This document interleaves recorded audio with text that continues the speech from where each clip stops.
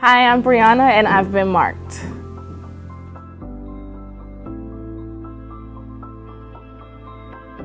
So I definitely think that there's a correlation between spiritual health and physical health. We are spirits. Internally, we're just covered by a flesh body. But everything that we experience internally also manifests itself externally. So if I were to have a headache and I was dizzy, you would be able to see that, engage that, physical in the physical natural world. In Mark 9, when the demon-possessed boy was having a seizure and he was rolling on the floor and he was mute, and they give the list of symptoms, I also think that spiritually we have the same symptoms and they express themselves naturally. For example, fear. Spirit of fear can mute us, it can paralyze us. Spirit of unforgiveness can cause bitterness, and you'll be able to see that externally. So I think it's important to check the symptom. In medicine, a lot of times we assess before anything, before diagnosing, before treating, we assess what the issue is. So I think that we as believers, if we access what the actual symptom is and what we are showing and what the root is, then we could diagnose. So seeking help is extremely important when in need of a miracle. We don't do anything in medicine or nursing without a team. Teamwork is vital. For example, in a resuscitation attempt, that's when you're trying to bring someone back to life. All hands on deck are important. Everyone in the team matters. While you may not be the one who initiated the attempt, it's God's power, but it's your hands and it's your work. So while someone is giving oxygen, someone else may be doing compressions. Even if you're in a room and don't have a role, I think your presence is vital. Your presence is important because you can create the atmosphere that is allowing God to work the miracle. So I believe it's a dual partnership. I believe that it's vertical and it's also horizontal. While He's the power, we're also the hands that are at work.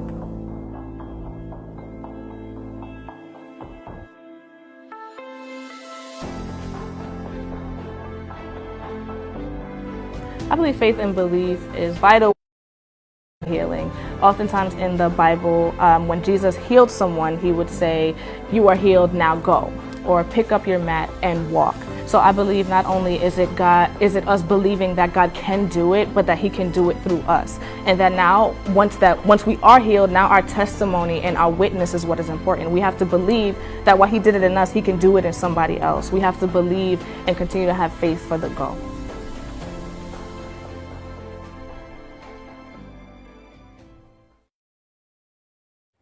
Family, what's up? That was my best Josh Freeman voice. Hey, what's up, fam? I pray that everybody is doing great tonight. It is Thursday. You know what time it is. It's time to get into the Word of God, and we're excited, right? Because He leaves us a roadmap, not just for us just to come together to have something to talk about, but so that we can live out the truth of this great gospel. And so I'm always excited to be with Pastor Adrian, with Elder Janae. And we're ready. We're ready to do what He has called us to do. And so I pray that you are ready to do what He called you to do, because He called you to be an evangelist. And so right now, hit that share button. It's one of the quickest and easiest ways for us to evangelize and to share this great gospel message with everyone that we know, all of our friends group. So hit that share button right now. Hit the like button as well. It helps other people to see it when you actually are liking and giving hearts and all that kind of stuff. So make sure that you're doing that as well. So if you didn't know, or you've been here for the first time, we are in our Marked series. We're talking about being marked by miracles. We're studying the book of Mark, the miracles that are found in the book of Mark. And so today we are in lesson 5, and we are going to be dealing with Mark, the 9th chapter, verses 14 through 29. Again, that's Mark, the 9th chapter, verses 14 through 29. And so the scripture says this. It says, "And when they came to the disciples, they saw a great crowd around them, and scribes arguing with them. And immediately all the crowd, when they saw him, were greatly amazed, and ran up to him and greeted him. And he asked them, 'What are you arguing about with them?' And someone from the crowd answered him, 'Teacher, I brought my son to you, for he has a spirit that makes him mute. And whenever it seizes him, it throws him down, and he foams and grinds his teeth and becomes rigid. So I asked your disciples to cast it out, and they were not able.' And he answered them, 'O faithless generation, how long am I to be with you? How long am I to bear with you? Bring him to me.' And they brought the boy to him. And when the spirit saw him, immediately it convulsed the boy, and he fell on the ground and rolled about, foaming at the mouth. And Jesus asked his father, how long has this been happening to him? And he said, from childhood. And it has often cast him into the fire and into the water to destroy him. But if you can do anything, have compassion on us and help us. And Jesus said to him, if I can, all things are possible for one who believes. Immediately the father of the child cried out and said, I believe, help my unbelief. And when Jesus saw that a crowd came running together, he rebuked the unclean spirit, saying to it, you mute and deaf spirit, I command you, come out of him and never enter him again. And after crying out and convulsing him terribly, it came out, and the boy was like a corpse, so that most of them said, he is dead. But Jesus took him by the hand and lifted him up, and he arose. And when he had entered the house, his disciples asked him privately, why could we not cast it out? And he said to them, this kind cannot be driven out by anything but prayer. And that is our scripture today. We've got a lot of verses to cover today. I think that we're going to do a good job at trying to lump some of this together and hopefully break it down in a way that allows, again, faith to rise and us to not just be astounded by the works of Jesus, but to expect the work of Jesus that we expected. And so I want to just give you just quick background that prior to these verses, we see a high holy moment happen, right? That Jesus is on what we know to be the Mount of Transfiguration, and he takes Peter, James, and John with him, and it is a miraculous scene by itself. It by itself is a miracle, right? They are able to see Jesus in his full deity and all of his glory. They're able to see that, and so what we're seeing now, from the verses that we just read, is the moment exactly after they come from the Mount of Transfiguration. All right, and so I want to jump straight in without delay. I want to read verses 14 through 16, and I want you to keep that in mind, that is the backdrop of this text. So verses 14 through 16 says, and when they came to the disciples, they saw a great crowd around them and scribes arguing with them. And immediately all the crowd, when they saw him, were greatly amazed and ran up to him and greeted him and asked him, what are you arguing about with them? Right? And so as they came down from the mount, Jesus and some of the apostles went from this really powerful and intimate moment into chaos, right? They went straight into a chaotic crowd. And for me, that's one of those pause moments. Like, I want to pause and really reflect on that. Because I think this is exemplified in our own lives, right? That we have these mountaintop experiences that are sometimes followed by sharp declines straight into a valley, these extreme highs and these extreme lows. And what I really want us to really walk away with is that he's Lord of them both, right? That he's Lord of our mountaintop experiences. He's also Lord of our valley experiences. And they all work together, right? They all work together for good. And I think that sometimes we can chase the high and miss the revelation of who he is in our lowest moments, right? There are some things, in fact, the truth is, if we're really honest about it, I've learned more about God in my valley moments than I ever have in my high moments. Yeah. And so you can't stay up there, right? Going there is for revelation.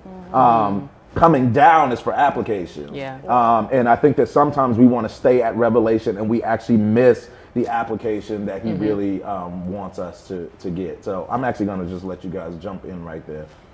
Yeah, I, for one, just thinking about like Peter and these other apostles, that they've already been through so much with him and that he trusted them that much to show them that side of him. But I just imagine what this experience was like for them to have such an intimate moment, and then come down and it's 5 million people and a whole bunch of chaos. I know, I'm just thinking about, as someone who's following somebody, when you're having like that intimate moment with someone you really care about, you really admire, and then people just kind of bust on through, there's a level of frustration that can come up if you're not careful.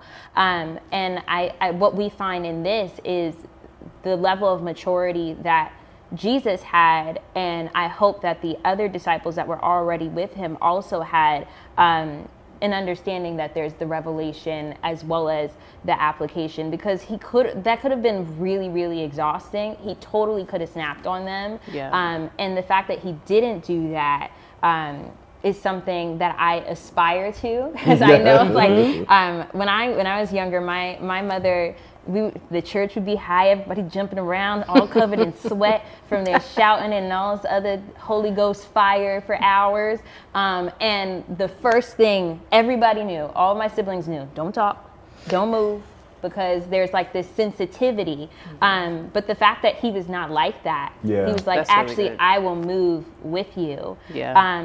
Is just admirable. Like, he didn't run away from it when he could have. I before Janae goes, I wanted to just mention, like, that we've seen this before in Scripture, right? Like when we see Moses, right, in his mountain moment with God, and it's this amazing moment that Moses has with God, and he comes straight down to find the people wilding. They are dancing around the calf naked, right? Like, they have wild out.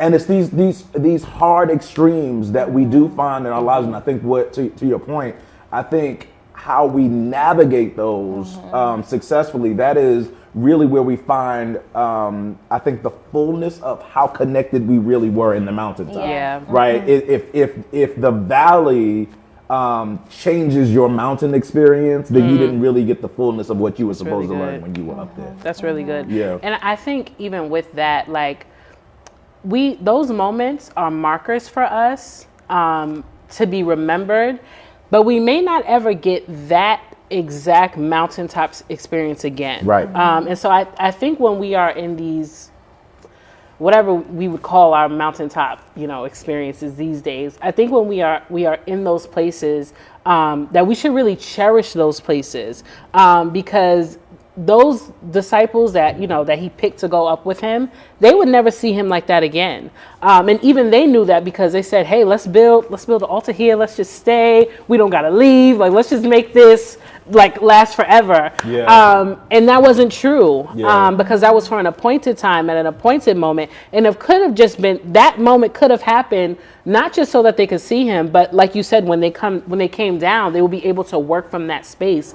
And so when we come down from those mountaintop experience, we take that with us. We bring those moments, that intimacy, all of that we gathered up here, we bring it down with us. And it keeps us into the next mountaintop experience. But the great thing about that is we go from faith to faith and glory to glory. So there's even a higher mountaintop experience than the one we had last. And if we're so focused on keeping that one and holding on to that one, we won't ever see the elevation that there is in the next mountain for us. And so it's important to cherish what we have, but always be seeking and trusting God, really trusting him that he has more. Yeah, and I don't want to throw us too far off, because I know I can, but I am considering that I think that this is the part that rocks our witness, because for many churchgoers, I'm going to label it as that, because for many churchgoers, that's the mountain, right? That's the mountaintop, and so we continuously seek that, right? Even if we got to come every single day, like, we're going to seek that. But then what we carry out in our daily lives, it's not in agreement with our mountain experience. And so it's almost like, well, let's just keep coming back to the mountain. Let's just keep coming back to the mountain, when the mountain really was designed for you to be able to carry out this truth in the world. And so I really want us to really get that even about our holy moments, our moments together in church gatherings and church services, is that those are really designed just to prepare you for real life outside of here. Like, the life starts once you leave this space, and we don't want to memorialize the moment. We want to live in the moment, learn from the moment, so that we can live out the truth of that moment outside of here. So I want to, before we move off of these verses, I just also want to point out, right, that Jesus doesn't make a grand entrance, right? Like, he doesn't make an announcement, I'm back, like, there's no big grand fanfare when he steps back onto the scene, right? but yet the crowd gathers to him, right? And I want to just, actually I'm going to toss this to you guys, but I really want to just really deal with the difference between attention seekers and attention drawers, right? Because there's a difference, right? I think in Jesus is a clear example of someone who, no matter where he went, he didn't have to make an announcement. He didn't have to put out a business card. There was no flyers, was no social media. He showed up and his presence drew people as opposed to him looking for the attention from the people. And so I think that we live in a day where we have more attention-seeking behavior than attention-drawing behavior, and I'm not sure that that's what it's supposed to be. Yeah. So I think, how can I say this? I think the church has made all attention a bad thing, right? Like if you don't make too much noise, because then you make it about you. Don't you know? But there is this balance between being the answer and being an advertisement. Like there are some people, some places, some things that are answers to people. And because they are the answer and people are looking for answers, you're going to get attention. And then there are people who are walking billboards, right? But Jesus, he didn't even want the fame, because every person that learned about him, every eye that was on him, it brought him closer to his death. And so fame wasn't something, and attention wasn't something that he was seeking. It followed because he was the answer. And I think if we focus more on being an answer, attention will come, right? Good attention and bad attention, because bad attention, like you will be, we gotta talk about haters. You will be on the enemy's radar. The one enemy, the main enemy. You will be on his radar. The more you make noise and the more answers you give to people, it's going to make him mad. So that makes you a target. And so while we are seeking this attention, we have to also remember that we have an enemy that is watching us as well, an enemy that's pursuing us as well. And so with that comes great responsibility to be vigilant, to be sober-minded, so that when that attention does come, we know how to fight back the darkness and the things that are coming against us. That's really good. I saw in a few of these old guys who wrote these commentaries that a lot of them had mentioned that it's possible that his countenance was still in a similar state from when he was on the Mount of Transfiguration. So similar to the whole Moses situation, the veils torn. Oh, these glowing guys. Like that could have been a thing. But also I think his reputation spoke louder than he needed to. And I believe that his posture in the moment, even walking towards this situation, could have been different. Like, and I'll explain all three. I think the same thing goes for us as far as our countenance, like how you carry yourself speaks volumes as far as what attention you're seeking versus drawing. Like if you're that person that like you're moping around all the time because you want someone to come up to you and say, oh, what's wrong? Come ask me like you're looking for those moments, or you go in and you're super loud. Like the motive is definitely, your motive impacts your countenance. I think we have more control over our countenance than we like to acknowledge. But then there's also his reputation with the disciples, with the people who were just out there minding their own business, with the scribes. All of them knew about him. Everybody knew, like, okay, this guy he always has an answer. Like you were saying, like he always has something to talk about. He always has a solution.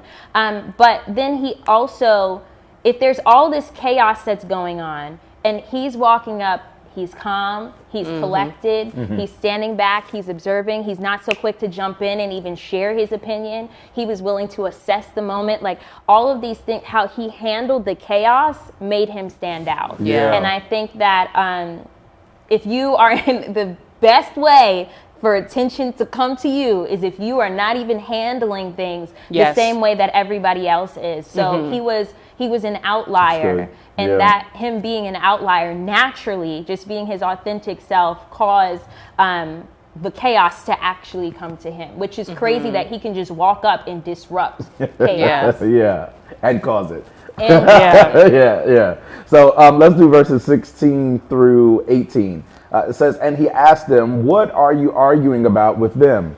And someone from the crowd answered, Teacher, I brought my son to you, for he has a spirit that makes him mute, and whenever it seizes, it throws him down, and he foams and grinds his teeth and becomes rigid.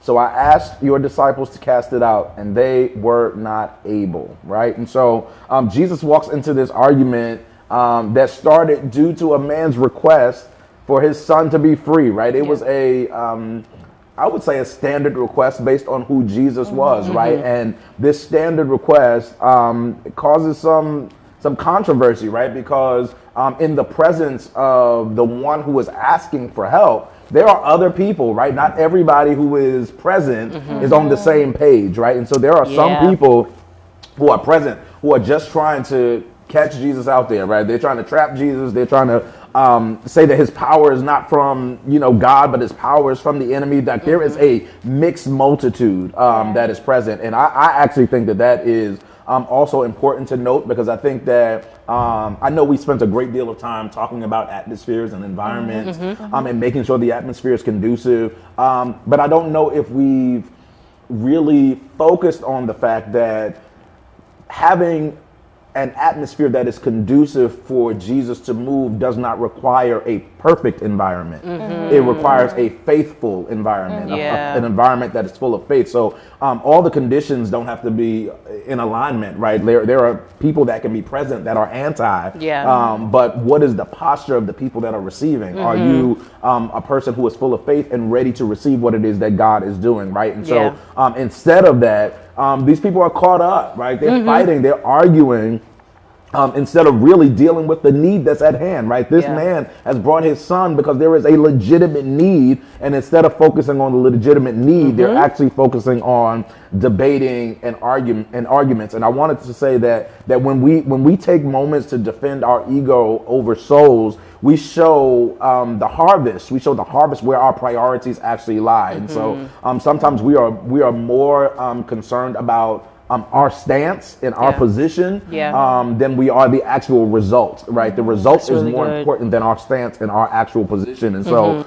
sometimes you could seem like you're taking an L on something, right? Like you're going to lose, but really it's for the sake of gaining, right? Like, so I'm going to lose this argument for the sake of gaining this soul, right? Because the argument is a distraction from the soul. The argument is a distraction from the real priority that is at hand. And I want to read this scripture, and then I'm going to toss it back to you guys. But 2 Timothy 2, verses 23 to 24 says, have nothing to do with foolish, ignorant controversies. You know that they breed quarrels.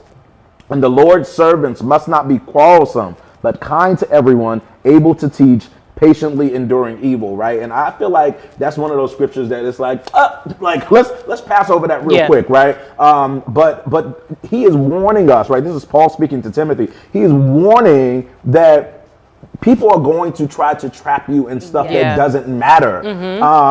And you can really shift from the real goal and end up losing because of the fact that you're trying to win the argument. I actually think that there is a more practical application to this, like even in our homes, our households, our jobs. I think that sometimes the friction that is happening, it's not the devil coming at you. It's, we don't know how to let things go and focus on the thing that is the greater purpose, right? What is the greater purpose in this? I can lose this argument if there is something, if my peace is at stake. I'd rather lose this argument. I'd rather there be peace in my home than to fight this fight, right? And so I think you got to try to, pick your battles wisely and really understand that some of this is just a setup. Yeah, that's so true. And I think as Christians in a time where, I've never met so many people who they just want to argue all day on social media, the comments, they just want to argue. And I think wisdom and discernment are our portion because we are entering into a lot of debates, a lot of conversations, a lot of arguments, and exhausting ourselves because we are trying to, we think we're trying to win people, but we're really just trying to win. Like we're just trying to win the debate, win the argument, win the comment war, win the clapback. Like we're so busy trying to win that we're losing focus.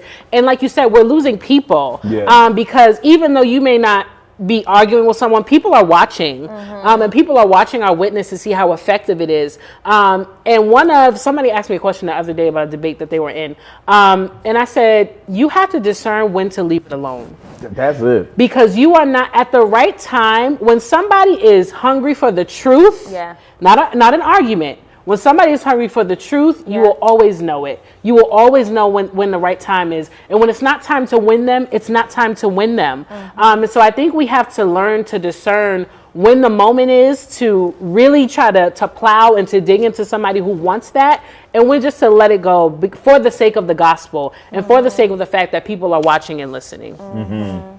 Yeah, I think that one of the reasons why, anyway, we're so quick to keep going in these arguments and prove ourselves right is because those other people are watching. So we're fully aware, like these disciples, they were aware of the fact that there's other people watching us, and they know we walk with Jesus, so we have to show up. You know, like they really wanted to prove themselves. But I think that if you are always listening with an ear of insecurity and pride over an ear of discernment, you will always waste time. You will always hear something and misinterpret it. And I think that's the space that they were in, where they heard the scribes, but when they heard the scribes, they actually heard their insecurities. They heard like, can I do this without Jesus? Like, this is my moment. Can we actually show like, oh yeah, we really are learning from you, Lord? Like, I think that the scribes knew how to trigger them, and it showed the things that still were undealt with for those disciples, and it was a frustrating situation for them that they let their personal struggles outweigh an opportunity for somebody else's personal deliverance. And I think that I feel with everything you were mentioning, that's where the church is at right now, because people keep on calling shots at the church, like the church isn't this and the church needs to be that, and these are all the issues with the pastors in the black church. And when you keep on hearing all of those things and you realize, wow, this is actually what we've been talking about to one another all the time, and now the world is saying it. There's this struggle that now I really don't have that confidence, but they were trying to push through and almost find that confidence in an argument. And if you think that your confidence is going to be found in proving somebody else wrong, you will not. People won't be able to experience the power of God's deliverance through your mouth and with your hands, because you're too busy trying to save yourself. My mother used to say, and I think it's so appropriate, she would say, you know, I can show you better than I can tell you, right? Now that was usually right before I was about to get a beating, but in the context of this, right? Like, I think that we do a lot of talking, right? Because I think what you're saying is right. Like, people are taking shots left and right at Jesus's bride, and I said it that way intentionally because I think that even the church forgets who we are. We are the bride of Christ, right? And so we can't even take shots at the church, right? Because we are his bride, right? And so I think in all of that, let me show you. Like, I can show you better than I can tell you. It's less speaking, it's more doing. It's less talking, it's more action. Can I say something? Oh, sorry. Y'all both got something. Go for it. Okay. No, I was just going to say that I think that's part of the issue, though. I think that the church is more confident in quoting and saying things and catchy phrases than they are in acting. So we don't want to show you. So let me just go on my rant instead, because I know that I can quote what my pastor said. I know that I can connect with everything that online pastor said. I can tell you, I can quote their whole sermon for you, but don't ask me to pray for you. You know, like actually living out the life is the part that we want to hide, because we don't believe that we can do it. I was just going to go back to something you said about the disciples and their insecurity and being able to help in this situation. And what I've learned is that like, once you're in that space, you can't do anything anyway. Like, you're of like no use because you're in your own head. So now whatever anybody else was thinking, whatever they were saying, whatever the thought may have been, it all materialized once you internalized it. And so from that space, you can't pray. Like, you literally can't. You can't release a word. There's so many things that we can't do once we start to move from a place of insecurity. But there's also this balance in knowing I actually can't do this. Yeah, right? Like, yeah. I can't, like, oh my gosh, I can't do it. But no, I can't do it, but I can do it with him. Yes. Like, he empowers me. He is the one that moves through me. And so even with all that noise, it's up to us to silence it and remember that we can do all things through him who is strengthening us. Absolutely, absolutely. All right. Let's deal with verse 19, right? And before I deal with verse 19, I do want to remind you that, there was a request that was made, right? Like, in all of this arguments and all this stuff that's happening, people coming down from mountains, somebody is in need, right? Somebody is in need, right? There's somebody who is in need, right? And so Jesus answers in verse 19, he says, and he answered them, "O faithless generation, how long am I to be with you? How long am I to bear with you? Bring him to me," right? Some translations say, "Oh, faithless and perverse generation," right? Like, how long am I to be with you? And so I want to deal with this whole faithless and perverse thing, right? Perverse means that that which is twisted, right? Or turned from the proper direction. That which is twisted or turned from the proper direction. And so we know we get the faithless part, right? Faithless is literally to be without faith. Yeah. But it was a couple, right? It was not only that you were faithless, but you're also perverse, right? There's this twisting of what is right that is layered in all of this. And so for me, the question is like, well, who is he talking to, right? Like, who is he talking to? And there's a lot of debate in commentaries about who he was actually addressing, right? Was he addressing the scribes? Was he addressing the Pharisees? Was he addressing the crowd? Was he addressing the Father? Was he addressing the Son? Was he addressing the disciples? That he could have been addressing any one of those. But I think what's more important is to understand that it doesn't really matter. That anyone who holds opinions that are turned or that are perverted from the truth, those are the people who he is speaking to, right? He is saying that, like, when it's all said and done, it doesn't matter what category of people you belong to. You can be the pastor, you can be the evangelist, you can be. But if you have a lack of faith, or if you have twisted what he has said and perverted it, he is speaking about you. And it's not something that I believe that Jesus is passive about, right? This language is strong. It is strong, rebuky language that he's coming down with. And I think instead of us guessing what group of people he is speaking about, I think the question is he speaking to me, right? Is he speaking to me? When he looks at me, when he looks at my life, when he looks at my belief system, am I the faithless and perverse generation? I think that's the question that we all have to ask ourselves, right? And so he says, "Oh, faithless and perverse generation, how long am I to bear with you?" And I want to be clear about this, that this question, I don't believe, is from a desire for his work to be finished, right? Jesus came to do what he came to do, right? It's not a desire for his work to be finished. It is not a desire for his time on earth to come to an end. It shows his heart, right? It is about his sorrow. It is about his regret at the slowness of faith, right? Like, remember, they're a little different than us, right? Now, we ought to know too, but they are walking with him, right? He is God in flesh, right? How much more could he actually do? And I think that is the space that he is coming from. How much more can I actually do? I am God in flesh, tabernacled in flesh, yet you still have this in your heart, right? And so he's really asking, like, how much longer am I to continue in this? And so finally he stops the questions and he simply says, "Bring him to me," right? Bring him to me. And for me, I think what's really important about this is when you think about the fact that the boy could not bring himself. Right? The boy can't bring himself. He can't make the decision. He is wrapped up. He is wrapped up. He cannot bring himself. It's going to require someone else to bring this boy to Jesus. And I think that it is still true of us even now, right? That people are wrapped up, people are tied up, people are oppressed, people are possessed, and it's going to require someone else to bring them to Jesus. And I just want to remind us that is the responsibility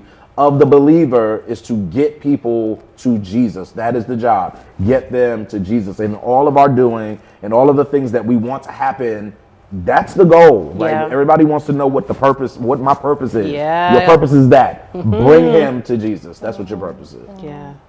I think it's crazy that someone who was bound, someone who is struggling, someone that was possessed is the one that exposed the lack of faith and the perversion. The person who couldn't actually bring themselves in the first place is the same one that exposed the faults or the shortcomings of the disciples, of the scribes, of this crowd.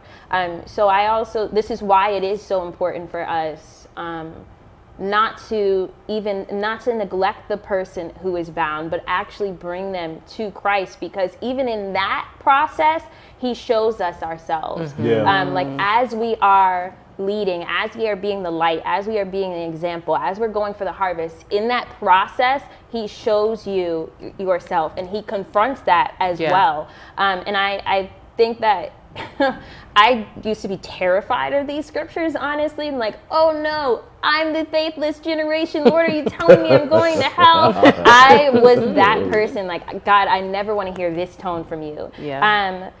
Because you never want to grieve him, right? But the fact that he is grieving, the fact that he is asking the questions, the fact that he's still standing there, and he still even gave them a task to grab the boy. Rather, he could have grabbed the boy himself. He still included them in the process of deliverance. It still shows his grace, his mercy, and his commitment to us learning and getting back on track. Like he saw that they lost focus, he corrected it, and then he put them back to work. And I hope for all of us as well that we are able to see his goodness and see his love in these moments of correction, and even in his time of grief, that his grieving doesn't just stop there, but that he still sees an opportunity for us to mature rather than only seeing our shortcomings.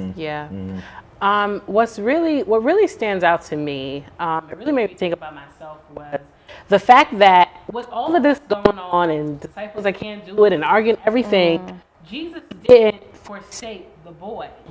Like, he didn't get frustrated by the environment and say, you know what, I'm leaving. None of y'all perverse, right? Like, he addressed it, but he still met the need. He called them out, but he still met the need. So I think for me, this is a lesson not to get frustrated with so frustrated that you forget that somebody still has a request, like you said. And it wasn't this boy's fault that they couldn't do it. So to walk away from the person that needs deliverance because of the team or the environment would have been a disservice to the one who didn't deserve it, and to the one who really had the need and it was in need of the miracle. And so I think we can get really tricked by environments and not want to meet the need, but we have to move beyond the environment and beyond the setting and beyond the crowd. Even like in situations where, like on Sundays when we like, come on, y'all, come on, get with, you know what I mean? Like, I was screaming, like, forget the environment and remember that there is somebody in the room that needs a miracle, even if that somebody is you, because maybe there's something that God wants to address in you. Maybe there's something that he wants you to figure out in that moment. And so we got to push past the environment and remember the miracle. I want to say, because I thought that was really funny, but I also want to say that sometimes, right, it's motive over action, right? It's motive over action, because sometimes that is someone's effort to remember that somebody needs a miracle, right? And so in our gatherings, the come on, y'all, let's get together, is because there is someone in the midst of that needs to see the faith of the people of God rise, right? And as they see people's faith rise, as they see people's expression rise, as they see things become more demonstrative, it gives them opportunity and space for them to receive and to believe. And so I just wanted to point that out as a teachable moment, because I think that sometimes we're responding based on us. Like, I don't feel like doing that. So I'm not going to. But sometimes it's actually not for you. Right? Sometimes me screaming hallelujah to the top of my lungs is one, because of course I'm acknowledging that he is great, Right. but I'm also acknowledging that there's somebody in this room that has not found their voice. Yes. And so let me be a voice so that they can begin to find theirs. Yeah. Yeah. Can I just say that to me, thinking about those moments and thinking about what's in the text, like that was Jesus's "come on, y'all" moment, because it did bring. Come on, y'all. It did. That call to action was also a call to faith. Like, this is your time to say, do you believe that this boy can actually be healed, be set free, right? But in those moments as well, what happens is we hear the "come on, y'all," and there's the "I don't want to do this, but I don't want to look disobedient." So we act in obedience, but not in faith. Yeah. And I think we have to be very careful, because you can be in those moments for miracles, deliverance, and all those things, and you can obey the voice and still do it in faith, and then still miss the miracle. So your obedience and your faith have to partner together. Like let your obedience wake up your faith. Oh God, that was really good. That was really good. All right, verse 20, right? So, and they brought the boy to him, and when the spirit saw him, immediately it convulsed the boy, and he fell on the ground and rolled about, foaming at the mouth, right? I want to talk about, there's a lot to talk about, but I want to talk about the fact that there are some things that are exposed through proximity, right? That the closer that you get to Jesus, the more responsive you are, and the more responsive everything that is subject to him becomes. Everything that is subject to him is responsive as his presence is, or as you draw closer to his presence. And throughout Scripture, demons have always responded to Jesus by acknowledging his power and his authority over them, right? Like, Jesus didn't say a word, right? But just his presence would cause demonic influence, demons to actually respond to the presence of Jesus, right? Because demons are subject to Christ, right? They are subject to Christ. And I want to remind us that he lives in us, right? Like that he sent his Holy Spirit to abide in us. And so if that is true, I believe that demons, as the presence of God in us, comes toward them, that they should be responsive. I think the issue is that we don't always believe what we have in us. And sometimes we are also, quite honestly, afraid of it, right? And so there has to be a understanding of the authority that we have in Jesus, and the power that he has given us. And there has to be an understanding that that this isn't specific to one person. Right, because sometimes we feel like, well, that's for you, but I ain't calling nobody out. That's for you, but that's not for me, right? But it's only one Holy Ghost, right? There's only one Holy Spirit, and so the presence of Jesus, the presence of his power, the presence of his Holy Spirit, demons respond to that presence, and so I need us to walk in that authority, to walk in that power. I believe.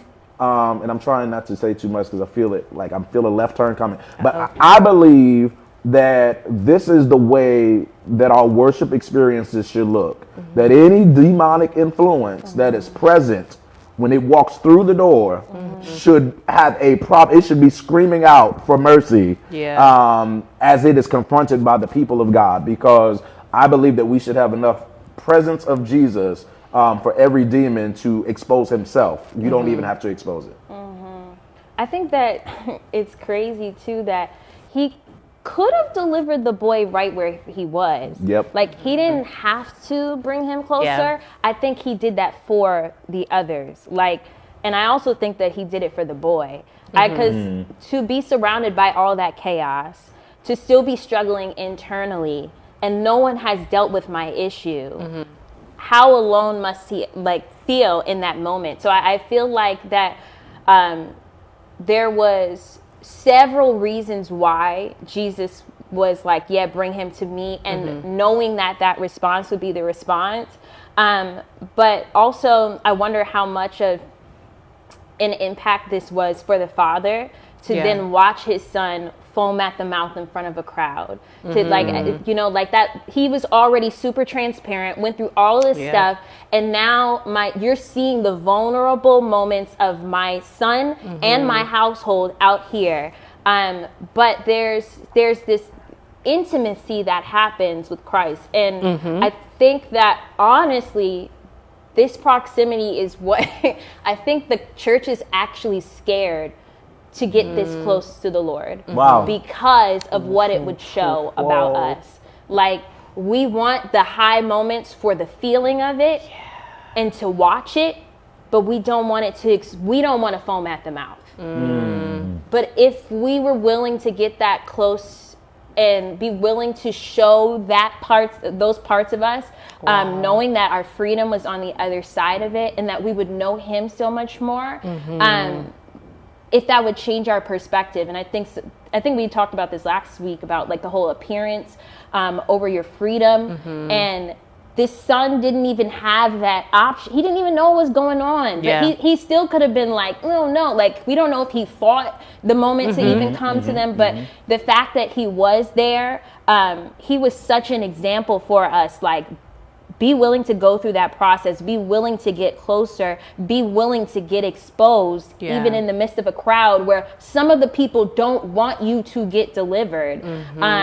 But Christ was on a mission. And the demons already knew that. But I do wonder if the father and maybe even the son also knew, like, this mission has my freedom written on it, you know? I think it's pride, right? Pride is the obstacle to miracles, right? It's the obstacle to deliverance, right? And because we get into our heads, right? But when you are desperate, and I talk about this often, right? When you are desperate and really have a deep desire, an earnest desire to be freed, to be delivered from what you have been in, then if I have to convulse, if I have to foam, whatever has to happen, I'm willing to go through that because I recognize the how low my situation, how low I am, how rough the situation is that I'm dealing with, and I think that we would see the effects greater if we really laid our pride aside and told the truth about where we are and what we believe that he is capable of doing. I'm sorry, because I just want to add to that. I'm just, the disclaimer is I'm sorry, but I'm not. But I actually think that is why some of our family members have not experienced freedom, because we don't want them to have that proximity. Because if they have that proximity, they're going to foam at the mouth, and everyone's going to know, oh, that's my brother foaming. Oh, that's my son foaming. You know, like, we don't want that. Because our name is attached to their bondage, and we don't see that our name is also attached to their freedom. We forfeit those opportunities. So I think, like, our proximity, we're so quick to block, we're so quick to ignore those phone calls, you know what I mean? Because we don't want that proximity with the person who actually needs the freedom. And I think we also, and today we're going to let you jump in. We have a tennis match going on. But that's all right. But I also think, and I think you touched on this already, but I think we also don't want people to see that we're actually the ones that need to be free, right? And I think we've made it difficult for people to say I'm saved, but I'm still bound. I'm saved, but I still need deliverance. I'm saved, but I'm still in a struggle. And I think that is the space of power. Right? That's the space of power, is when we're really able to say, I love Jesus, but I'm still stuck. I love Jesus, but there is a war that is still happening inside of me. That confession and that openness is what leads to the freedom. And so we can't even get to the other people on the outside, because the people inside are still down. The people inside still need deliverance. The people inside still need a miracle, right? And so I think that's really what the issue is. Whatever. So many things going on in my head, but the word that really sticks out to me in this verse, and it kind of, like, you know, summarizes everything that we were saying, was immediately. Like, there's an immediately for us. Once we let go of that pride, say that. Once we let go of that shame and that, oh my gosh, they're gonna look at me, like you don't have to, that can stop this, like quicker than I'm saying it is how fast it can be so over. right. And so it's like the enemy is tricking us up so bad, and in the longer we stay in things, the more we get tied up, the more shame that is piled on, the more pride is piled on, The more normalized it is. Yes, and that's what I say, more experience we have with sin, because we start to love sin, we start to love chains, we start to love bondage and iniquity, we begin to love it and crave it even, and so the more time that goes on, it makes our immediately seem so far away, and the enemy wants us to believe that, but we can be free immediately. But with that, even though, what a lot of people I think don't really factor in is there is a surrender that has to take place. You won't get immediately if you're not fully present. And I'm literally talking about in that moment of deliverance. If you're not fully willing to let things go, it's not going to happen. And even after that, like, you have to be willing to hold on to the deliverance you've received. And so if there's some things that you got to put away, and some ways I can't dress like this anymore. Like even things that we don't even think about can be holding us back. And so I think our immediatelies are pushed back because of, our pride. But if we let that go, we can really, like, literally be delivered instantly. And I want to say this, right? Like, I want to remind us of kind of why we're doing what we're doing, right? We didn't randomly pick this stuff, but we were prayerful. And so I want to say, just as I said last week, some of you were, freed from unforgiveness last week. But even in these moments, like, you don't need somebody to physically be present.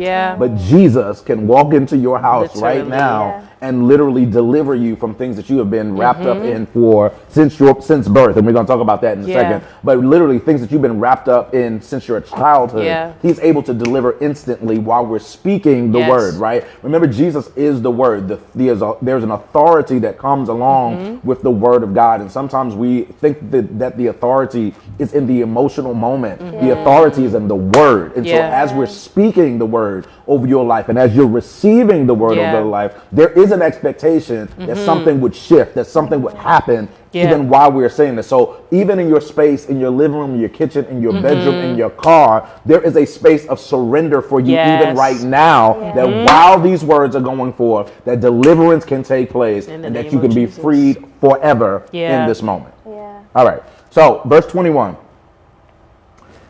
Okay, I'm back. All right, so verse 21 through 22, I just got really stirred. It says, and Jesus asked his father, how long has this been happening to him? And he said, from childhood.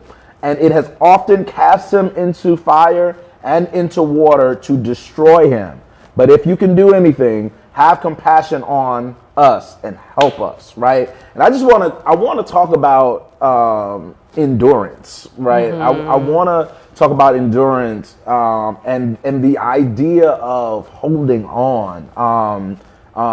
We've got this boy who has had this demonic possession, right? Because that's what Jesus calls it. And I also want to, let me just say real quick, the Bible is clear. It does not label all sickness as demon possession, right? And so there are people that he healed of sickness. He healed them of sickness. And there are people who were sick, but he called it demonic, right? And so this was not just a physical deformity.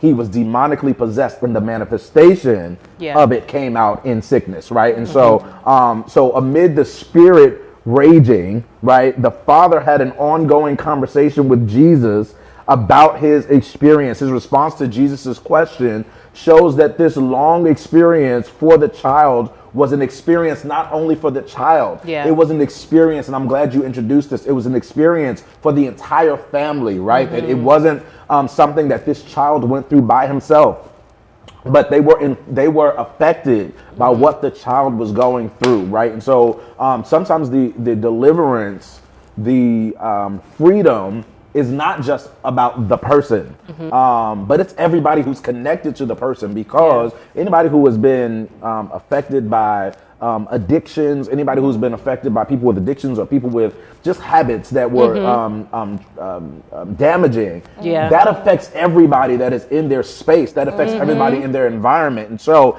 even from, and I don't want you to do this, but even from a selfish place, their freedom it's there's a result for you, right? The freedom of my mother or my father or my brother or my sister, that's directly connected to my own freedom, right? And I want us to really start to take ownership of this and really see that it is bigger than this one individual. A lot of the hell that's being raised in your life is because you won't see about that, the influence of the enemy in the life of the people around you. And we're like, trying to dance and tiptoe around it, and we're finding strategies and ways to work around deficiencies when God is saying that you're the light bearer. Go shine in the midst of this dark situation that you're affected by in your own home. That's your responsibility. Go take care of that. Let the light of God that is in you cast out the darkness that is in them, because they need it and you need it too. And so I want us to really just begin to really see how interconnected we are, and that that what one experiences, it also affects us as well. I can't talk. Jesus, can you actually hold that? I want to finish this. I just want to finish this one thought, right? That he says, I wanted to point this out, right? He says that it has often cast them into fire and into water to destroy him, right? And I just wanted to point this out, and then I'm gonna let it go. That one problem can have multiple results, right? It's the same demon, but what he is doing, what he is putting him into is it looks different, but it all is for one purpose, and that's to actually destroy him, right? And Jesus says that the enemy comes to steal, to kill, and to destroy, right? And I think that we need to remember, I think why I'm so strong about this is because I want us to remember that the end goal is the same. The end goal is to destroy. That is what the end goal is. And I think that because it kind of goes back to the immediate thing, but from the opposite direction. I think because it doesn't immediately destroy, I think that we have a way of almost getting lax and thinking that this is okay. But the end of this is destruction. The end of this is death, right? And so I think that it's important for us to not play around with this stuff, but really understand that regardless of what the offshoots are, whether they're fire, whether they're water, no matter what the offshoot of the problem is, the end result is I want to destroy you. But Jesus says, the good news is Jesus says that I came that you might have life and that you would have it more abundantly. I was just going to say that he's so good that he frees the boy, but he frees the father too. And it was important for Jesus to bring him in because he was already in. Like you said, it affected him so much that to separate it and to be like, well, I'm just going to deal with this right here, would be separating the fact that there was multiple issues and multiple freedoms that needed to be accessed. And just thinking about the fact that as the boy is brought to Jesus and he starts convulsing, the father could have been like, well, here we go again, right? Like this ain't it. Like at first it was disciples that couldn't do it. Now you couldn't do it. And I feel like we see that in people, like as people get closer, we're like, oh man, here it is again. But no, it's happening because you are closer. It's happening because you're almost there. It's happening because breakthrough is on the horizon. And the enemy wants us to be tripped up at the fact that like things are showing themselves because they're being confronted, but the confrontation is so necessary. And I've noticed this in my life. I'm like, come on, like I thought we was done with this. No, because it's almost over. This is happening because it's almost over. This is the last run for this. This is the last ride for this. So yeah, it's gonna look crazy. This is the big one, right? And so, and even in ourselves, we can trick ourselves into believing, man, I'm not really delivered. Man, I'm not really free. That experience that I had wasn't real. But the closer you get, the harder it becomes. the closer you get, the more real it may feel, but it's a facade, right? Like it's the end of the matter is at hand. So I want us to be encouraged that even in the process of things being delivered and extracted and everything else, just because it's rising again doesn't mean it's victorious. And we live in the place of knowing that we're already victorious and we're already free. Yeah. Do you want to snap before? No, I'm good. Okay. Yeah. Okay. Yeah, I think that I was actually going to say something very similar, because in this moment, God, the Lord says, all right, bring him to me. He starts manifesting, and then he starts having a conversation. Like, this boy is still, he's still convulsing. And he turns to the Father and starts talking to him. But some people would just be like, well, hello. But I think that this was actually, it was a moment of compassion. Like, I see how taxing this must have been for you as a father. Share your story. Share your experience. I'm checking in on you. He's going to get delivered, but how are you doing? So good. And he already knew the answer to the question. He already knew that was for him. Like, how long have you been in survival mode? And similar to what you were saying, as far as how we can kind of dance around things and just kind of figure out a way. Like, as the father, I know, like, he was I have to cover my family. I have to protect my family, right? So before Jesus came along, what am I going to do within my household to minimize how much he goes into the fire, how much he goes into the water, and how traumatizing that must have been for him? Like, I've done everything that I can to protect you, and I still see these moments where this is trying to destroy you. And he knew that it was trying to destroy his son too, which I think is really important with the amount of observation. He was fully aware. The father was aware that this was a spirit that was out to destroy his family. That's so good. And his son specifically.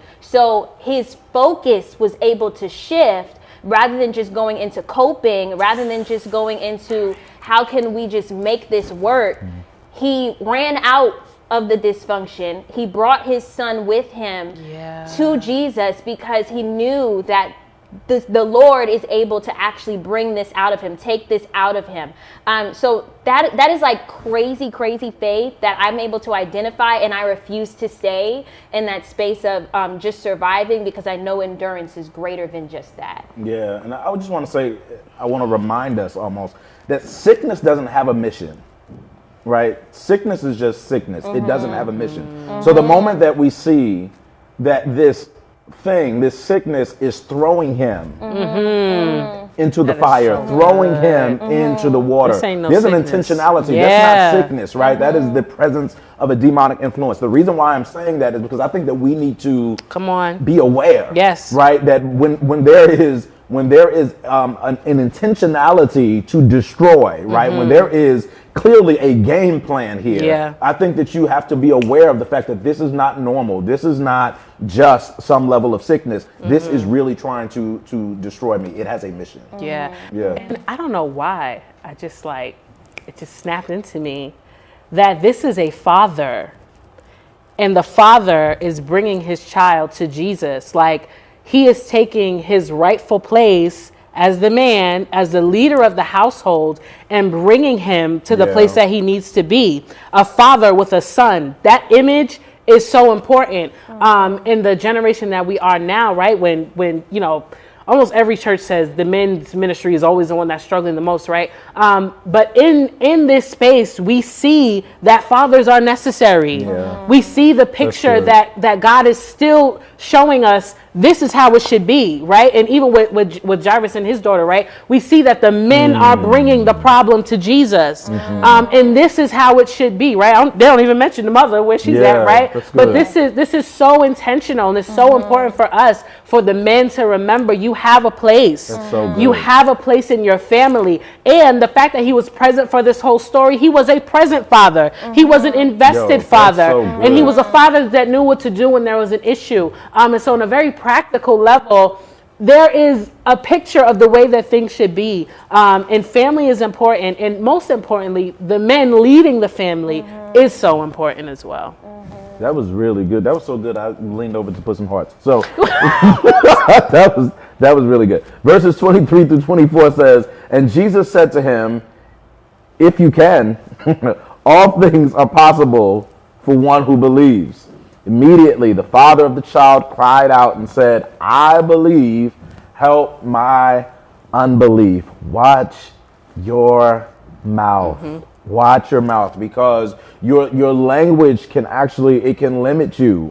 So Christ, he instead of like just rebuking him for his speech, he actually empowers him to change his speech, right? He actually gives him what to say, right? He gives him what to say.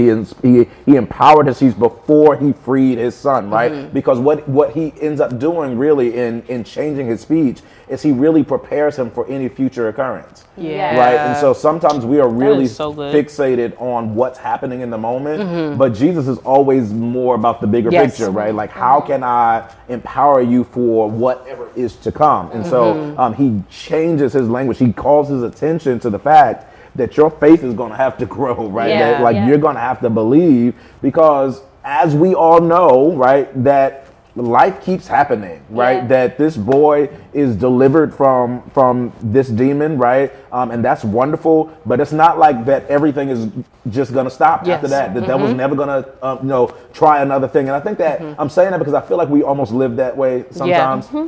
Where it's like, phew, I dodged that bullet, and we don't look for the next one, right? Yeah. And so sometimes it's I'm going to celebrate.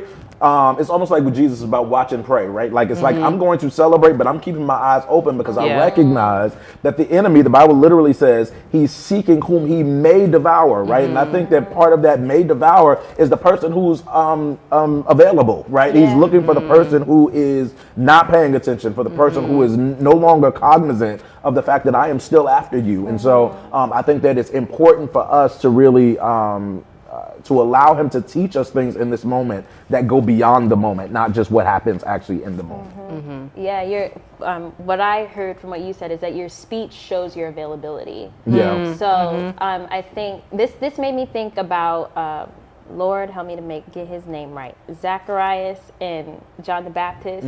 Like, John the Baptist clearly could not speak; he was in the womb. But how, because his father's speech was already kind of off, the angel was just like, nah, son, you need time. We're not even giving you the chance. We're not even going to do this. So I think that really does even speak to the what you were saying as far as, fatherhood and sonship, like the speech of a father over his children, over his seed, like how powerful that is. So what were you saying when your son could not speak? And now that he can speak, there's this whole new world that he's getting ready to explore. How are you going to maneuver through that? That's a new world for both of you, where you're now getting to know your son's voice soon. So how you handle that is really important.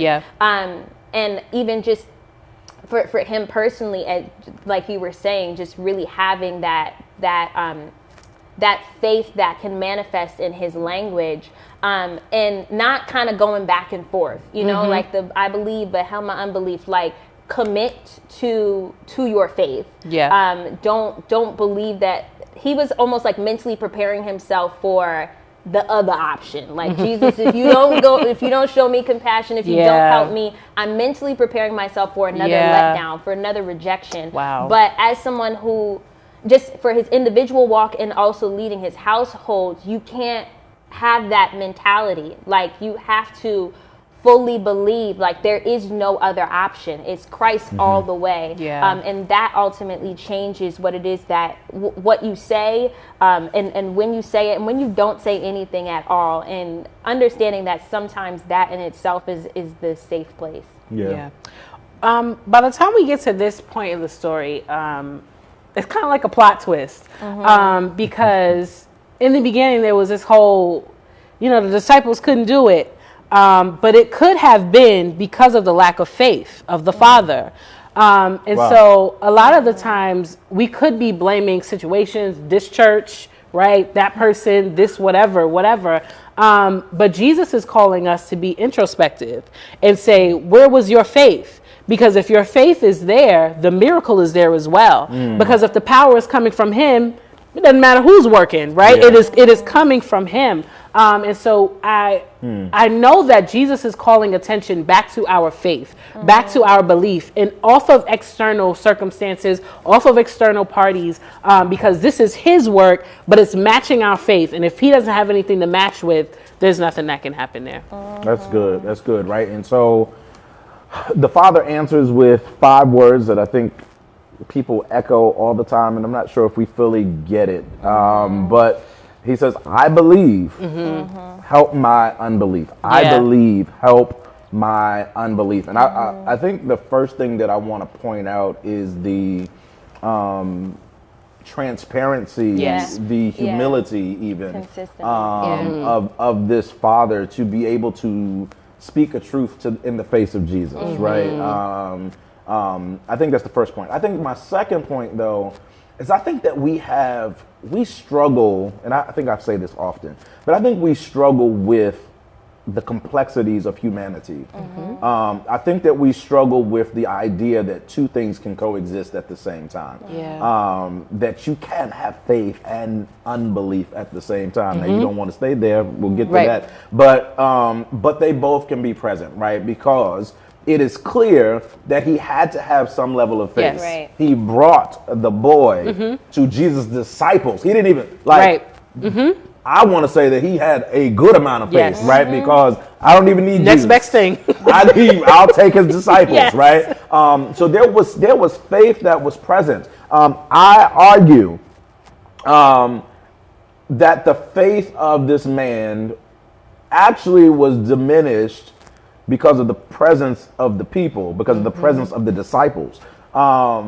Because he believed, he made a request, they couldn't fulfill the request that was asked. And as a result of their inability to do what he believed for, as a result of their ineffectiveness, I would argue that now I don't know what to believe. I started off strong in my faith until I saw that what I believed you for didn't actually happen. Oh, God.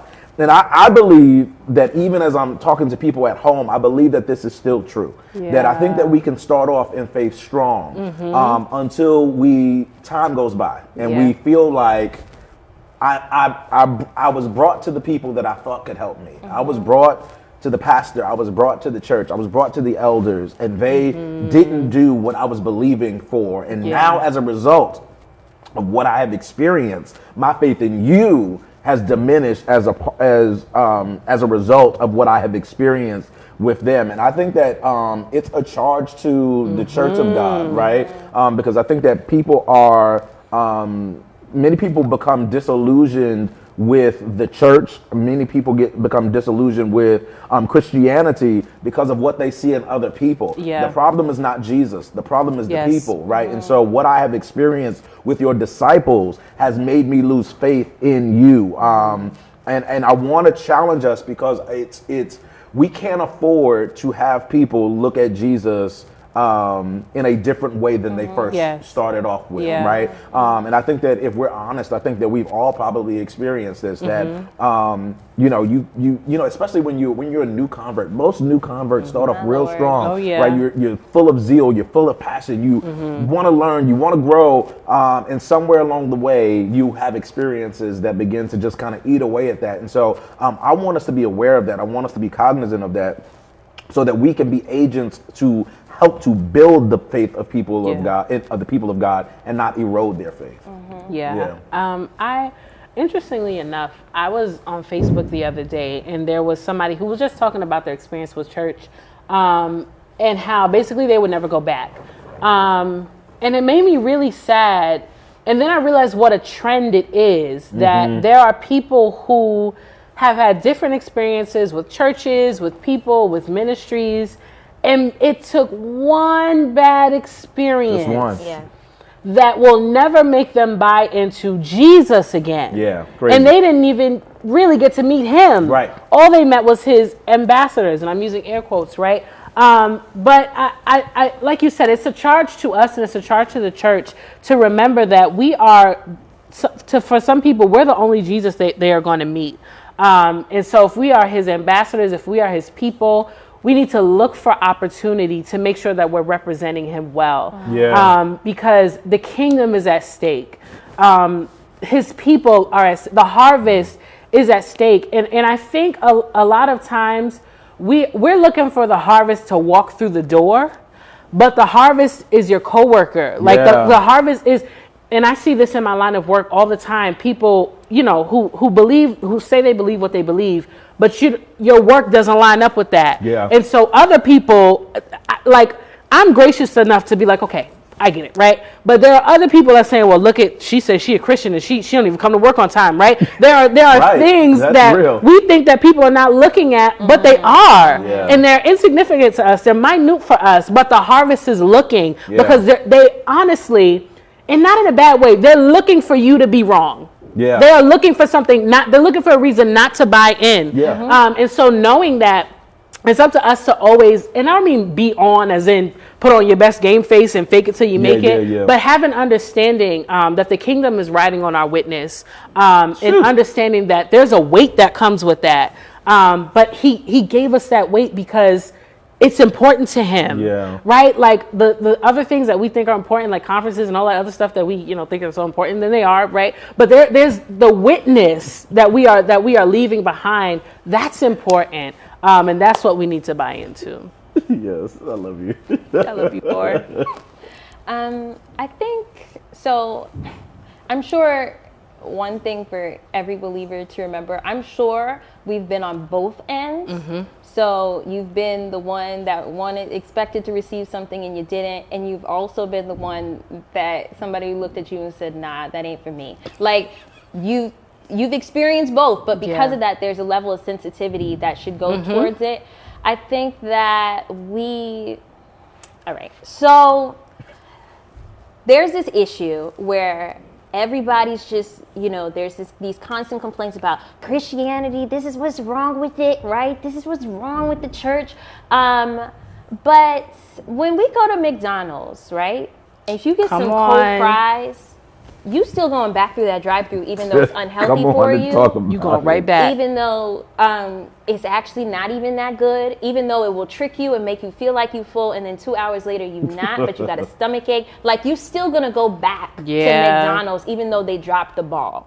But if there's a restaurant that says I'm 5 stars, and then you go there and you end up with cold steak and it's not done the way that you wanted it done, you're not going to invest in that again. Like, we typically don't go back to it because there's a different standard that is for that restaurant that already said I'm 5 star. We're anticipating excellence consistently. And us as the church, we kind of put those 5 fingers up. We got the 5 stars where it's just like, you can rely on us. So now that we've said that consistently, our actions have to meet that. Now that we have said that this is the Christ that you can always rely on and he lives in us, no pressure, but that's that's what you have come into agreement with. I think where we fall short, we either put too much focus on humanity or too much focus on his divinity and forsake the other. And Christ in this text displayed both. He displayed his humanity by taking the time, having the conversation with the guy, getting to know him, and he displayed his divinity by being able to activate his authority and cast that out. So for us, I think if we work on that partnership of saying, here's my humanity, I'm actually still growing in this. But here's the Christ that I know. We're going to give this a shot together. Then the focus is not, wow, your Christ just dropped the ball. They may not necessarily be so quick to give up on him again because you and your humanity fell short a little bit. But if we try to make it seem like we're perfect and we have it all together, then yes, it's very easy for them to then say, help my unbelief because you said that you got the Holy Ghost. Yeah, that's good. That's good. All right. Verses 25 through 27. All right. And when Jesus saw that a crowd came running together, he rebuked the unclean spirit, saying to it, you mute and deaf spirit, I command you, come out of him and never enter him again. And after crying out and convulsing him terribly, it came out. And the boy was like a corpse, so that most of them said, he is dead. But Jesus took him by the hand and lifted him up, and he arose, right? And so I want to say that I think one of the miracles that is greatly overlooked is the miracle of deliverance. The ability to be freed from something that had you bound for years, to something that you thought that you could never get out of, and in a moment it changed, is a miracle. And I don't want us to downplay this miracle of deliverance, right? Because for most of us, I believe that that is the miracle that we're going to see, right? Is the chains of oppression, the chains of bondage broken off of us, not just for the next life, but in this life. For that freedom to take place is a miracle in itself, because everything in this world is against that. Everything in this world, actually, in our day, much of this world actually supports the thing that we're trying to get delivered from. It's okay to do what it is that, you know, we're trying to be delivered from. And so that by itself, to be able to be free from that, is a miracle in itself, right? And so this boy was possessed from early childhood, but one moment changes the trajectory of his entire life, and not just his life, but the life of his entire family gets changed in one moment. This is the miracle of deliverance. And in the midst of this, we find that Jesus almost has to do a mad dash for it, right? Because there's a crowd that is rushing toward Jesus right in the midst of this. And it really is a reminder that sometimes that mayhem is what pushes the miracle forward, right? It is, and I think you were started to touch on this, right? Like that sometimes when it feels like all hell is breaking loose, like that actually is a sign that the miracle is closer than it has ever been. When it feels like that chaos is erupting, it is a sign that the miracle is probably closer than you think that it is. And so I want to encourage you to really look for the signs that as things seem to get a little worse, it probably is because it's about to get good, right? And so Jesus made it known to the Spirit. Jesus made it known to the Spirit that his time was up, right? That it was over, that it was finished, right? And I want to point this out, actually. I didn't intend to say this. Oh, God. Jesus didn't fight with the demon. Jesus don't fight with demons. Jesus speaks to the demon and tells the demon what to do, because Jesus has authority over the demon. If you are fighting with a demon, if you wrestling with the demon, you are now in your flesh, right? And you are not walking in the authority of Jesus. We speak to it and we tell it what to do. We tell it because it is subject, not to us, it is subject to Jesus, and he is working through us. And so I want to make sure that we are also aware of that, right? And so Jesus, he tells the Spirit that his time is up. And what's crazy is it almost gets worse. Right? Because the boy starts convulsing, right? Like this is it, right? Jesus speaks to it. The boy starts convulsing. So it's really, the boy presents the symptoms of what he was already in, right? He presents the symptoms of what he was already in. And then he becomes corpse-like, right? To the point where people looked at him and said, he is dead, right? Like they thought that it was over. And I want to just use this one scripture in 1 Corinthians, the 4th chapter, verse 5a. It says, therefore do not pronounce judgment before the time, before the Lord comes, who will bring to light the things now hidden in darkness, right? Because you can look at a thing and you can mischaracterize what is actually happening, right? They looked at this. Jesus has delivered the boy, but the deliverance looks like he is dead, right? They are pronouncing him dead. And I think that is happening in our lives, period. I think that people are speaking death into situations that are not dead, right? That Jesus is doing a work behind the scenes. And so I want to encourage us not to rush to judgment, because I actually believe that judgment is an act of faithlessness, right? To be able to declare a thing before it's time really means that you have given up. It means that you do not have faith in Jesus to be able to change the thing. This is why I think that Jesus is so adamant about not judging, right? This is why I think that he has emphasized that so strongly, because a judgment is a final pronouncement of a thing, that there is no hope for this thing, right? It is already finished, and he's still working. And so when you pronounce a thing before its time, you are saying that it is beyond the scope of what Jesus is capable of doing. It is an act of faithlessness. Yeah. Yeah.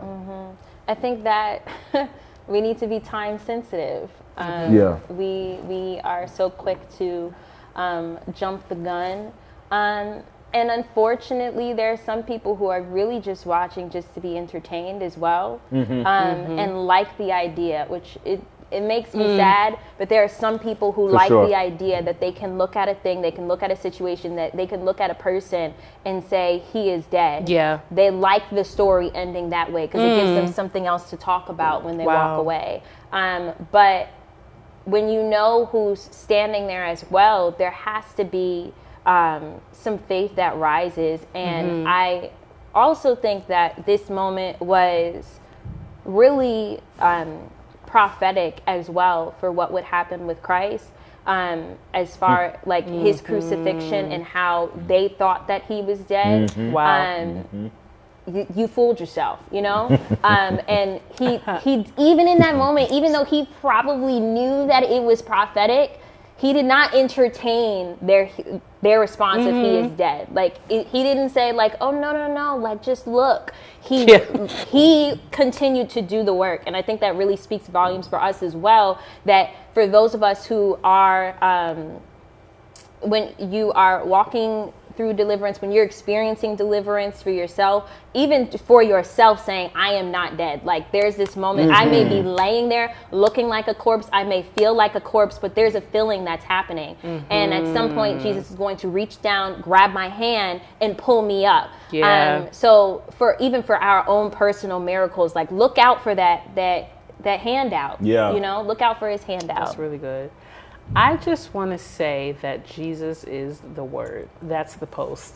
Because even if you listen to what he said, come out of the boy and never enter him again. That part right there. Which means there was still life for him. That means there will be a point where the spirit would try to come back. And so we've got to be listening for what Jesus is pronouncing over people, because that will end judgment. If you are in the Word, in him, right, you will hear what he's speaking over his harvest. You will hear what he's speaking over his people. And even for us, when the Word says the harvest is ripe, that means we're not waiting for it to get ripe. It's ripe. It's overripe. It's overripe. It's falling off the bone, right? And we've got to be listening. Like we have to take him at his word. Like Jesus is never just chatting. He's never walking around saying, this sounds good, I'm going to say it. He said, I don't even speak what my Father does not tell me to speak. So if Jesus is proclaiming it, it's coming from heaven. It is. And so even for us, to the point where he said, never enter him again, right? Jesus is pronouncing a finality to possession. And we have to walk in that. When he says, you will never, the enemy that you see today, you will see no more forever. That is a proclamation that you are free. No matter how much you feel like convulsing, no matter how much people around you think you're dead, when he says, I am free, whom the Son sets free is free indeed. And we walk in that, we move in that, we live in that, and we rest in that. I think that Jesus not only is making that declaration to the demon, I think that Jesus is making the declaration to you. Because sometimes he has freed us, but we have habits. And we have desires. And so you receive freedom. You are no longer chained to that thing, but yet you still are walking out the truth of that thing, right? Because you are making a decision to it. And so I think when Jesus is speaking these things, he's not only speaking to, I think he's always speaking to multiple things at the same time. And so I think that when he says this, he is speaking also to the boy. Don't ever let him into you again, right? Because there is a piece of this that is not just speaking to the demon, because the devil's going to always try to do what the devil does, but he's also speaking to you, right? Don't let him ever take possession. Guard of you. yourself. Yeah, guard yourself. Yeah. I want to finish that verse up by just saying, finish the job, right? Finish the job, right? Jesus, he didn't just cast the spirit out and leave the child, right? He looks dead, right? But he completed the task by actually picking him up, right? He grabs him by the hand, and the Bible says that he arose, the child arose. And I think there's so much to that. For me, there's a very, very practical aspect of that, a practical walking out. And so I think that some of us, we do a good job at bringing people to the space of deliverance, but not walking out the truth of that deliverance, not helping pick them up from that space and really walking that out. And I think that we've got to do a better job at that, because I think that's where the enemy gains access again, right? Is in the walking it out. I think in picking somebody up, I think that looks like counseling, that looks like walking in prayer, that looks like checkups, that looks like follow-ups, that looks like, it might look like the whole deliverance process all over again, right? Whatever it looks different for different people, but I think what is true for everyone is that our job is not finished. Our job is not finished. And I think that when you are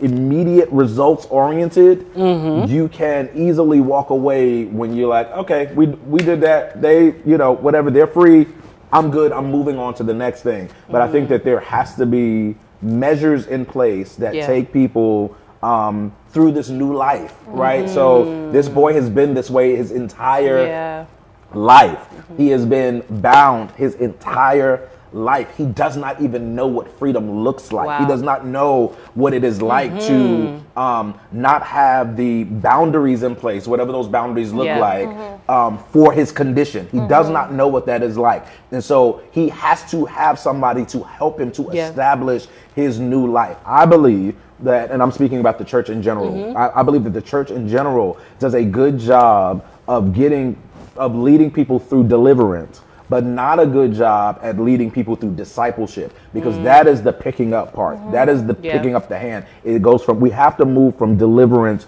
to discipleship. Otherwise, we stay in a cycle of deliverance. I think that with these moments, it really comes down to a matter of patience as well.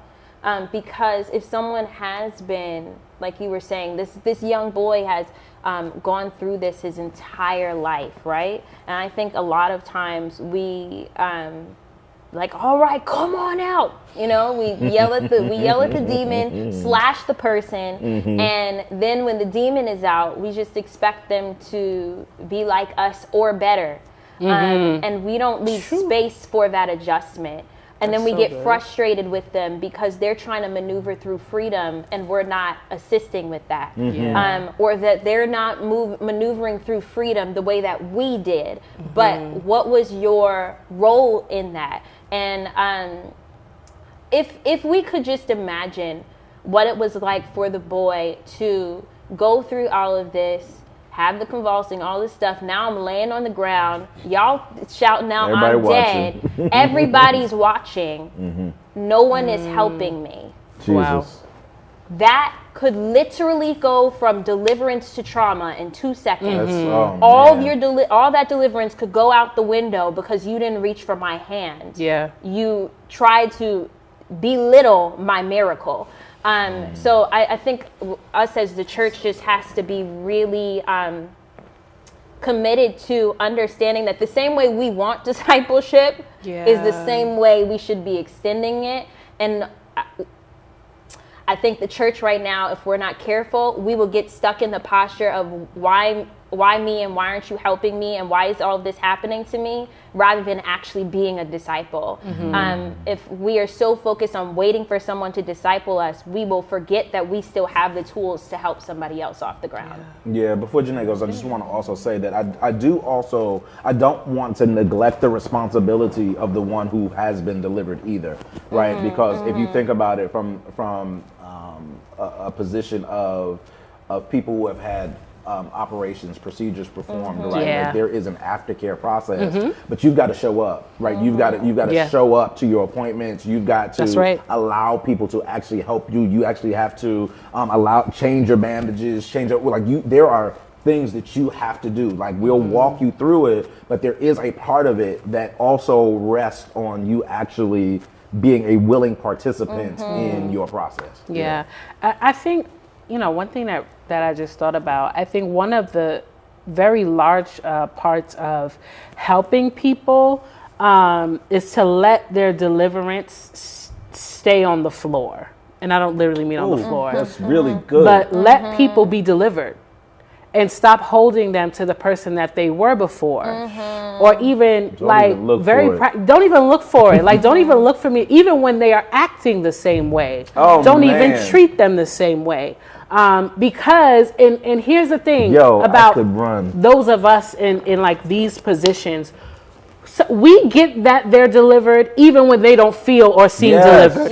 We get that, right? And there are people who are probably walking around and like, that was just a show, like, but we know you are delivered. And I'm not going to treat you like undelivered you. I'm treating you like delivered you. Because truth of the matter is we treat ourselves like undelivered us. And if we spoke more about the fact that we are healed, we are delivered, we are set free, we wouldn't move with so much insecurity in this idea and questioning our freedom. Like we would just be solid and sure in that fact that we've been delivered. And so once that moment is sealed, it is sealed and it is done away with forever. It is over. Even that moment of deliverance, it's over. It's not something that needs to be now in counseling, right? But it's not something that, girl, did you see her rolling on the floor? Yeah, okay, she's free. Let's celebrate the fact that she was rolling on the floor. Did you see her get up different and get up new? And I think that goes into a lot of the reason why people are, we talked about it for like, ashamed and prideful is because they, they think they might be a topic of discussion. And so we have to make deliverance a safe space for people. We have to be able that we are, just like you said, in the operating room, like they prep the room, right? They keep it like sanitized. Everybody that's in there knows what the job is. And so I think we have to do a good job of making it a safe space and keeping it a safe space for people who are looking for deliverance. I think if I can just add another perspective to that, I think the other side of that is the one who is delivered, we don't belong to ourselves. And so sometimes Jesus actually uses your testimony of deliverance, right? Sometimes he did want the crowd. He did want everybody to see it because there are people who were watching what happened that now believe, right? I believe because of what I saw, right? You become a billboard for the miracle working power of God. And I think that sometimes we sign up for the deliverance, but we don't sign up to be the billboard. And I think that they go hand in hand, right? Like, I mean, I can go like a whole nother place with that, but I won't. But I think that I think it's still like what we talked about earlier about not allowing the pride to stop the miracle. I think it's also don't let that pride stop you from being a witness of what he's capable of doing after either. So, all right, my God, is it late? All right, y'all still here? Okay, I'm glad y'all stayed. All right, good. Verse 28 through 29. And when he had entered the house, his disciples asked him privately, "Why could we not cast it out?" I got a whole nother message just reading that. Okay. And he said to them, "This kind cannot be driven out by anything but prayer." And when he had entered the house, his disciples asked him privately, "Why could we not cast it out?" And he said to them, "This kind cannot be driven out by anything but prayer." Right? And the thing that I'm not going to go, I'm so tempted to go left, but I won't.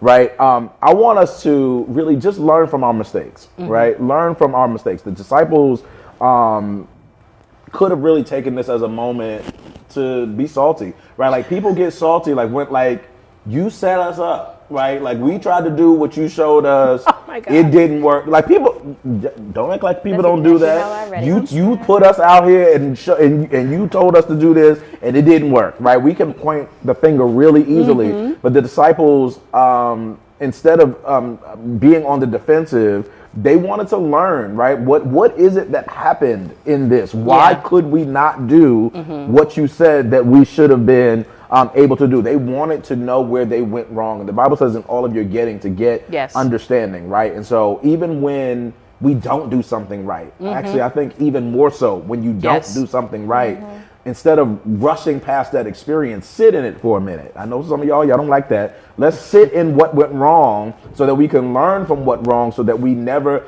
do it again. I do also want to say, I was going to leave it alone, but I do want to also say that I think it's interesting that the disciples went, I'm not going to give them too much credit because all of this stuff happened publicly, but they asked the question privately. I think that there was, Right. because the example of Jesus, all of this was public. Yeah. And so for them to ask that question privately, I think there was still some pride in the disciples. And I think, again, that's a message to us, right? Like, don't let I think that was why they couldn't do the miracle to begin with, right? I think it was, yes, we know about the faith thing, but I don't even think it's a faith thing. They've been walking with Jesus all this time. It wasn't a faith thing, but there was pride that was wrapped up in that, right? Jesus, at one point in time, he says to them, don't rejoice over the fact that demons are subject to you, right? Like, he has to correct them and get them together because there was a pride and an arrogance that the disciples sometimes had. And I want to say to everyone who has a title and those who don't, those who believe that God is going to use you, that's cool. We get the opportunity to partner with God, but never for a second think that it's about you, right? We get to partner with him, and whatever happens, while we're working, it's his work. It's not our work. We are a vessel, but he's the one who's really working through us. It's not about you at all. And so don't get caught up in your pride and end up missing your opportunity. Yeah. I think this really highlights that power from God does not come by osmosis. Yeah. And proximity and practice are not the same thing. So you can be close to something, you can see something, you can even experience something, but until you actually Jesus' fasting would not keep the disciples. Like, his prayer life, his fasting life was not automatically going to jump on them and then they were going to be able to do these amazing things. So I think even taking it down a level and being a little bit more natural, when we are chosen by leaders, right? Our leadership, your fasting is not going to make me powerful. Good luck. Yeah. Good. Like, I can't just rub up on you and just be, that's not how that works. And so while a lot of us have, ridden on, grandma's prayers and mom's this, and there has to come a time when we take that on ourselves, and we ourselves are in the face of God, not just for power, not just for demonstration, but for relationship, because just being around it isn't enough. And I think we need to be the Christians where just coming is enough. Yeah. There needs to be a hunger. There needs to be a desire. There needs to be an awakening that this prayer and this fasting is a part of my religion. Like, this is not aside from it. This is a part of what I signed up for when I became a Christian. And so because of that, because I need that discipline, I need to be in his face because it's going to make me better. Yeah. Yeah, I was definitely looking at the fact that they waited until they got into the house. Wait till we get to the house. Because y'all had so much to say to these scribes when he wasn't there. All that arguing. All that arguing. You had so much to say. And you notice how there's this drastic shift from arguing to Jesus doing the work, and you don't hear nothing from the disciples until they're back in the house. And I do want to just warn, we're going public, but use that wisely, use that time wisely, and understand the responsibility that comes with that. And with that, they asked this question right here. Okay, I'm not gonna touch my hair, but they asked this question, and when I read it at first, I actually did hear it from a space of shame, like, oh shoot, we look like idiots, guys. Like, we couldn't do it. So it's important to reflect, because what we do, you have all these big high moments, church, like, oh, we cast this even out, look, and then we go back into our little catty corners and we debrief, right, on who did what wrong and why they were doing that, why they were moving that way, and why didn't I do this, and what did someone think about me? Like, we ask all of these questions, but if you're asking from that space of condemnation rather than opportunity, then it's a waste. Yeah. Come on. It's a complete waste. That's so good. I really we don't fully know the heart behind why they were asking this question. But for anyone who has dropped the ball publicly or privately, and you have that opportunity to ask, why didn't I accomplish this? Make sure that it's not from a space of condemnation, because if not, you'll wallow in that, and there'll come another demon, and you ready to find an argument instead because you don't believe you can cast it out. Yeah, that's good.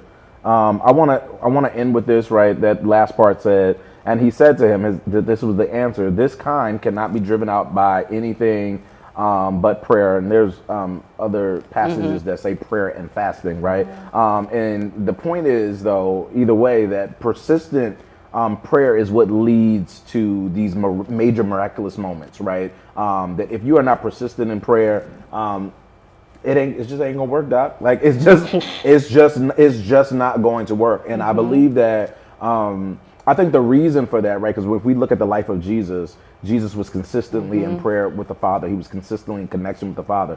And it is what informed him of the will of the Father. It is what informed him of what the real mission was. It's what kept him connected to the true source of what he was doing. And so I think the reason for this, we can speculate all day long, but I think the real reason is prayer keeps us humble. Like there is a humility in prayer. There is a reminder of who this really is about. There's a reminder of what the real mission is. There's a reminder of what the real goal is. Prayer aligns us with the will of God. It aligns us with the thoughts of God. It aligns us with the mind of God. And so I want to remind us that in our desire to be used, in our desire to do miracles, and our desire to help people in their process of deliverance, it does not work unless you are connected with the Father. It does not work outside of the Father. Anything other than that is ego. Anything outside of that is pride. Anything out of that is selfishness, right? And it does not work outside of that. The authority is in Jesus. And so we pray to the Father through Jesus, right? And so it is our connection in prayer that allows us to actually move in the way that he desires. Yeah, I would just say that prayer is not, especially in context of this, he wasn't saying pray and ask like, Lord, what's the next demon so I'm ready for it. Like it was more, what is your will? And not even just for me, because I think a lot of times we can get so caught up in prayer, like, Lord, what's your will for me? I want to be used. But if you're just asking for his will, period, he can show you the broad thing and then show you where you fit in that. And it does leave that space of humility. And I'm trying not to go on a tangent, but I think that a lot of us get stuck. We feel like we don't have strong prayer lives. And we choose not to be persistent because we get frustrated with the fact that we have nothing to say. But even that silence or that struggle is a moment where your prayer life could be combating your ego. And if you are unwilling to pause and push through that, then you will always feel like you have nothing to say. You will always feel like your prayer life isn't necessarily growing. But even those moments could be teaching moments, and then they don't always stay there. Prayer is constantly showing a new aspect of you and a new aspect of God. And that is what prepares you for these different moments, these different miracles, these different demons, because you had different aspects of God before you got to the demon. This was like, Jesus was such a good leader because he didn't say you couldn't cast it out because you don't talk to me enough. Like he said, your relationship with your Father is off. Like he pointed them back to the Father. The answer wasn't to do more. The answer wasn't to speak more. The answer was to get in right relationship with the Father. And so as leaders, like even like sometimes people will ask me questions and I'm like, you asking me, but you need to ask him, right? Like my answer to you is to seek him. And I can give you scriptures for days. I can tell you, right? And I will help you. But the best help that I can tell you is to get into the face of the Father. It's not my job to try to coach you into a better life. It's my job to point you to the life. So as leaders and just as people of influence, and I mean as Christians, we are influential. We're called to be influential. We got to point people back to Jesus because he's the source. He's the source. So I pray that you were blessed. I pray that you received.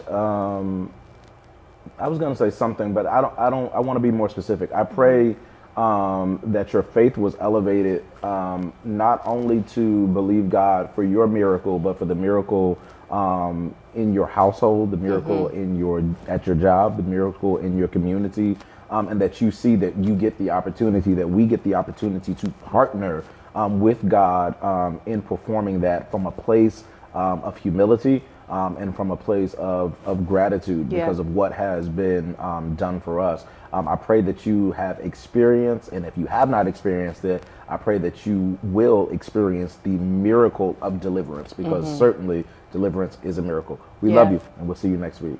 Good night.